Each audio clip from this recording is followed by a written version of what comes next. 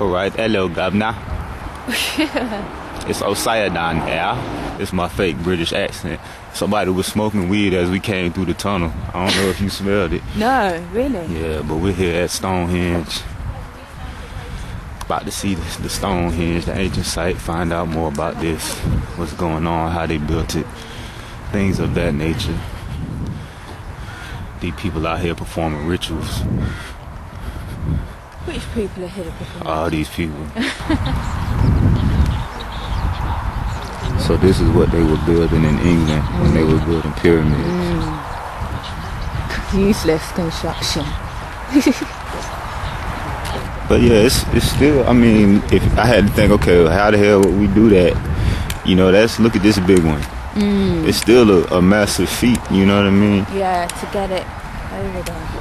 And then they had to cut them out. And did they configure them in that particular order specifically for something, or was it just done randomly? It was supposedly a calendar. They were building them in circles as some kind of calendar from what I watched on TV.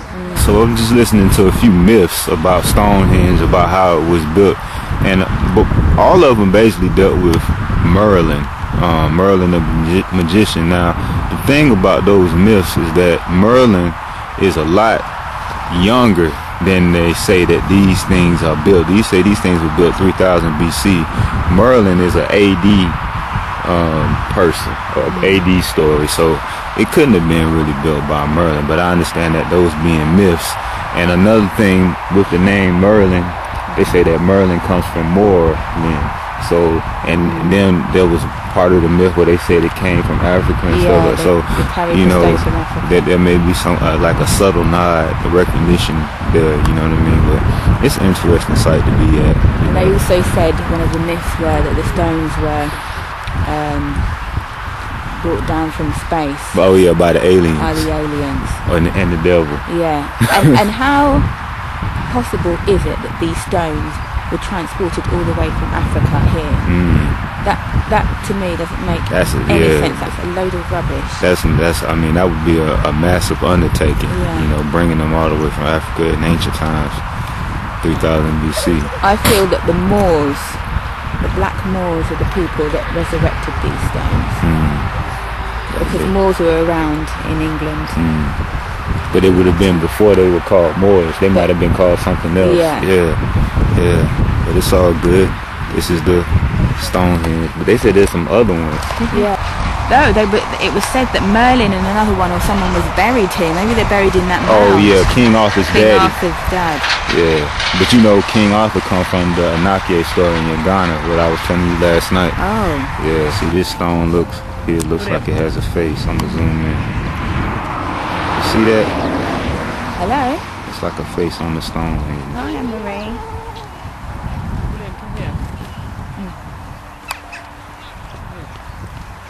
Okay. So we on our way out of Stonehenge. It's been informative. I really wish we could have gone like in there and touched it and messed around and stuff.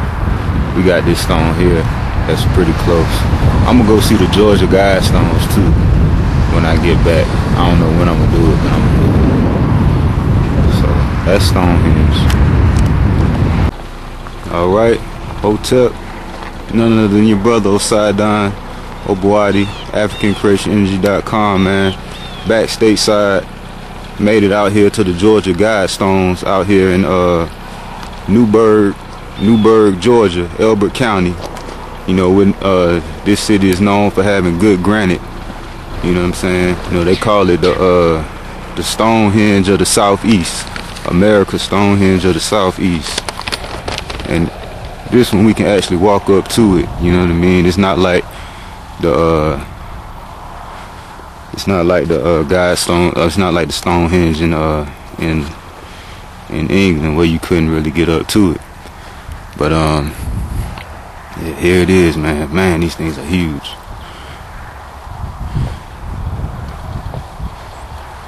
And so let's see.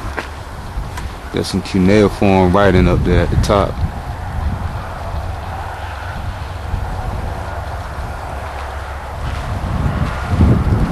Has these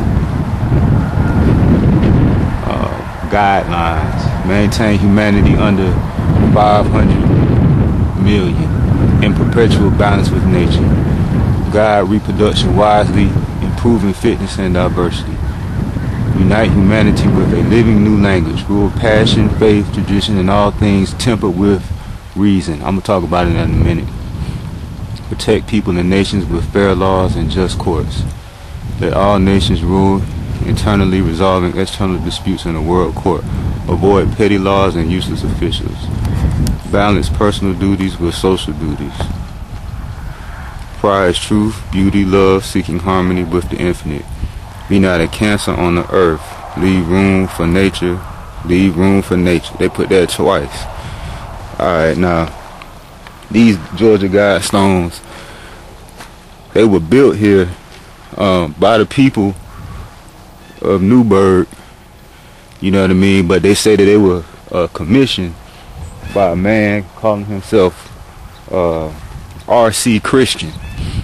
Now, R.C. Christian, if you ever do any research about the history of the Rosicrucians, they'll say that the Rosicrucians were founded by a man by the name of R.C. Christian, and the R.C. stands for Rose Cross, right? Christian Rose Cross, Rosicrucian. You know what I'm saying? That's what that means. You know what I'm saying? So these Georgia Guidestones, that little line right there that said, rule your passion tempered with reason. You know what I mean? That's actually a line coming out of the writing called The Age of Reason by Thomas Paine. You know, Thomas Paine, you know, he was a Rosicrucian, and some people try to connect him to the Freemasons. And you know, when people start having Illuminati conversations, his name often comes up also. But the interesting thing that I always talk to brothers about, you know, in the South, in America, the North and the South is divided by a line called the Mason-Dixon line, right? Now, if the South is called Dixie, based on the Mason-Dixon line, and Dixie wanted us to be enslaved, and the North wanted us to be free, right? Then that means who was fighting for our freedom, right? Mason. Now I know people would say, well, you know, Mason was a person's name. Well, hell, Dixie was a person's name also. But a lot of the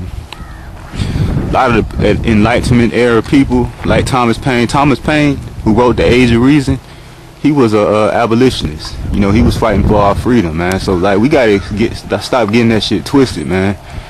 You know. So this is the side where the hieroglyphs are. This is the side where the hieroglyphs are up here. You see.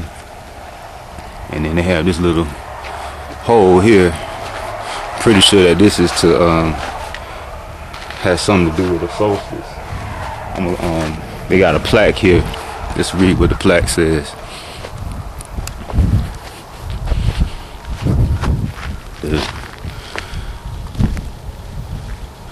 The Georgia Guidestones Center cluster erected March 22nd, 1980. They got Babylonian cuneiform on one side, Egyptian hieroglyphs, Sanskrit, and classical Greek. It says, let these be guidestones to an age of reason. Age of Reason. Thomas Paine, Rosicrucian. It says it was commissioned by R.C. Christian in the city of Nu-berg, Georgia. Nu-berg, Georgia, known for having this good granite. You know, that's a good thing to know when I get ready to start building. Come out here to get some granite, man. Alright, so this is the west side. That's the east side over there. Okay, so this little hole, I'm guessing on a certain time of the year, maybe you're able to watch the sunrise and sunset on the solstice. But yeah, this is it, man. Georgia Guidestones. And they did it in granite, man, because granite doesn't crumble, bro. You know what I'm saying? If you ever want to do anything that's going to last, you know, you got to do it in granite. You know, the hardest part of the pyramid is in granite. All the rest of that stuff is fabricated limestone. But the hard, like the core, the base of the Great Pyramid is in granite. So there it is, man. Georgia Guidestones, Stonehenge of the Southeast. And it's good to be back stateside. And I appreciate all the support from everybody, man. Hotep, peace.